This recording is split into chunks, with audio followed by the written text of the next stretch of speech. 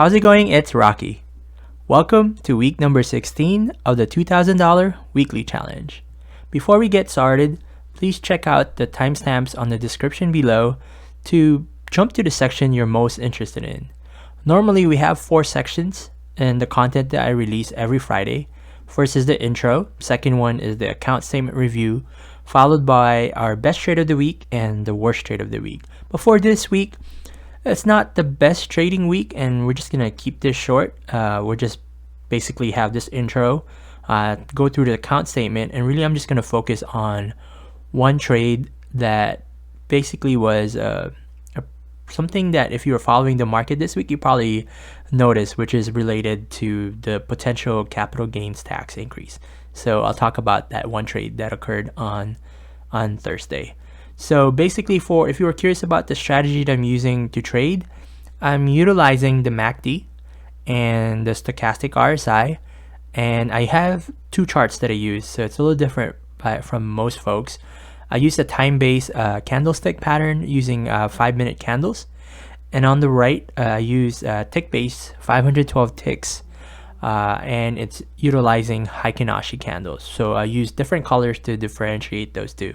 And if you are curious about exactly when I enter or exit, please check out the description below. I try to detail what I try to do, and also most of the content that we have released so far. Now let's talk about and review our account statement for this week. Again, I show this not to boast or anything like that. It's more of a diary for me, and it's also for me to show, the transparency, so you understand that it definitely is working, the strategy that I'm using. Maybe not this week, but it was a tough week this week. So the $2,000 is the minimum goal that we like to achieve every week. But unfortunately, we did not reach that this week, but I am very happy to just end the week net positive. So we were able to reach $818 for the week. I started the week pretty rough. I was, negative the first 2 days. Finally turned it around on Thursday. So, by Thursday we're in the net positive. But unfortunately on Thursday, which I'm going to talk about after this, we just had this crazy dump in the market, which made it really tough. But I'll go into more detail on that. But Friday we recovered a little bit of that, and we're ending the week at $818. Now to show you the actual account statement, normally I would show you a good trade I had, but I can't say I really had any good trades this week. So I'm just going to focus on basically, if you look here, we had a lot of mark to market. So if you're new with futures, what happens is at 1:15 Pacific time, all your trades that are open, which is either unrealized profit or unrealized loss, it becomes realized. It becomes a realized profit and realized loss. So if you're not careful with your account and you don't have the cash buffer there, you could get margin calls, which is how people blow up their account really easily, especially with this over leverage trading with the futures. Unfortunately for this week, you can see a lot of negatives here, and you can see here this $360 was a mark to market loss, and then another mark to market loss on Tuesday of $1,220, and then our worst mark to market loss was on Thursday, which was negative $2,730, and that's the trade that I'm gonna talk about. So normally we don't like to hold trades overnight, but there are some situations, especially when I'm long, that I'm willing to do it, but it's a very risky move that I don't really recommend. So this week wasn't one of those ideal weeks, because ideally, when we trade, we want to be in, out, and not expose ourselves in the market for too long. For this week, I just do want to point out this negative $2,000 here, which is a withdrawal that I made from the account on Tuesday. This is something that I do every week. I try to withdraw at least $2,000, and that's why we try to at least earn $2,000 from our trading. But here we go. Let's just go through the math here to show you how we came up with the $818 net profit for the week. So net profit means this is after the fees and commissions that we do pay for every contract. So for the week, we ended the week at $22,936.22, but we did withdraw $2,000, so we will add that to the ending total. And then our starting cash was $24,118.22. And from that, that's how we came up with $818 for our net earnings for this week. And like with previous content that I do, I try to compare that with a regular 9 to 5 40-hour week in the US. And for $818 wage, divide that by 40, our hourly rate was about $20.45 this week. So that's still decent, definitely above the minimum wage, and it's a good pay. I would say that's a good pay, but it's a little short of what our goal is for this week. But like what I mentioned, I'm just quite happy to be in the positive this week. Now let's talk about the one bad trade that occurred this week, and it's one of those that is out of the ordinary. It doesn't happen too often, and that happened on Thursday.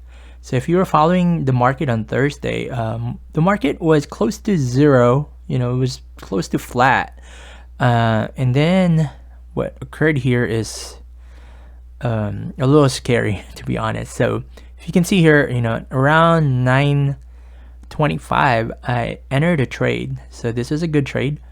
Let me zoom in on the other side too.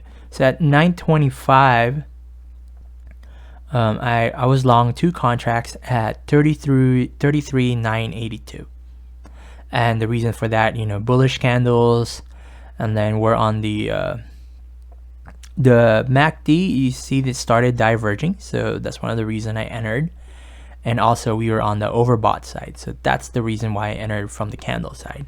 And on the right, on the tick base chart, you can see that on the MACD, it's starting to head to the crossover area, which is a bullish sign when you cross over above.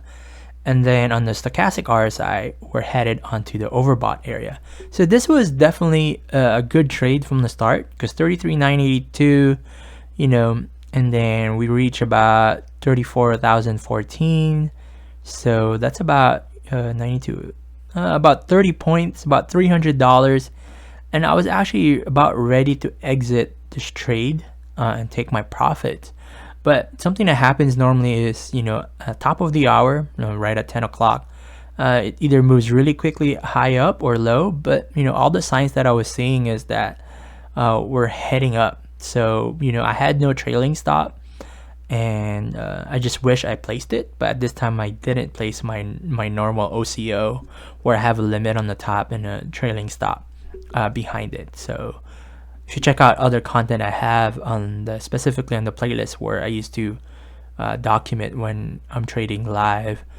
I do show you how I do an OCO with either a trailing stop or a stop loss in the bottom of it. So here's the scary part. Right at 10:05, it almost happened like a blink of an eye. You see this big red candle here. So from the peak of 34,011 to the lowest at about 33,818. So if you think about it, that's almost a 200-point drop on just a 5-minute candle. And since we're trading 2 contracts, and we are trading the E-mini, where each contract is $5, so a 200-point drop, that's essentially $2,000 that I was down by on that one candle there. And it's I don't care how fast you are, it's just like you froze. It was just really hard to react at that point. And then the following candle, it dropped again, another maybe 100 points there to about 748, and again, it was hard to react. Like less than 10 minutes, you're down almost $3,000 from a nice day I was having. I was up $300, which is, to me, that's a really good day to start the day. And this is one of those decisions where I was long at 33,982. So let me just draw a horizontal line of where 982 is, so you can see where that is. So that's 33,982. I watched it go down. Yes, I was panicking, but at that point, I just, at that point for the week, I was up $1,300, and the psychological part is like, I just didn't want to give up that $1,300. I didn't want to lock in a loss of $2,000 to $3,000, which would give me about $2,000 loss for the week.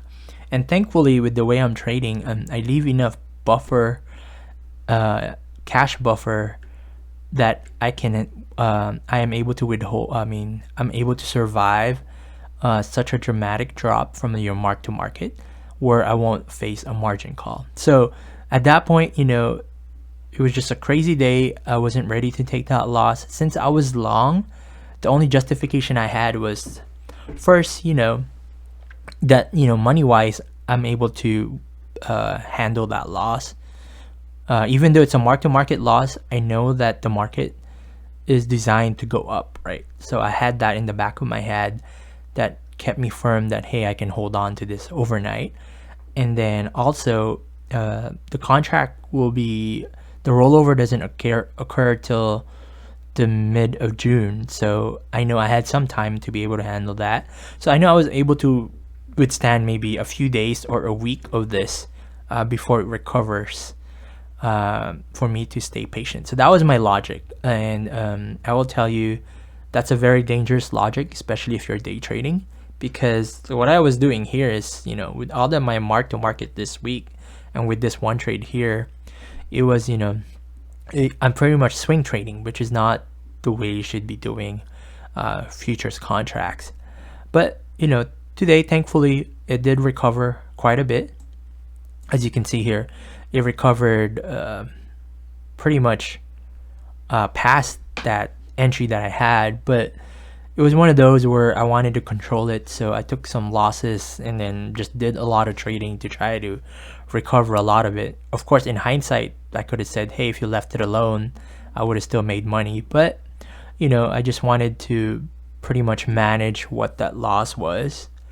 And thankfully, I can say that I ended the week net positive. Gonna just focus on this one trade here because there's not really a good trade that I did this week that I would recommend to anyone. Even this, I'm just focusing on this just to show you the danger sometimes if you don't have an OCO on your trade. Or really, this happens not too often, but it is, when it does happen, it can blow up your account. So find a way to be defensive and protect your account. But yeah, that's just our update for this week. Nice and short. And if you learned something, please subscribe and like the content. And if you didn't, please give me another chance, and hopefully on the next content, it will interest you and cause you to subscribe. All right, have a good one.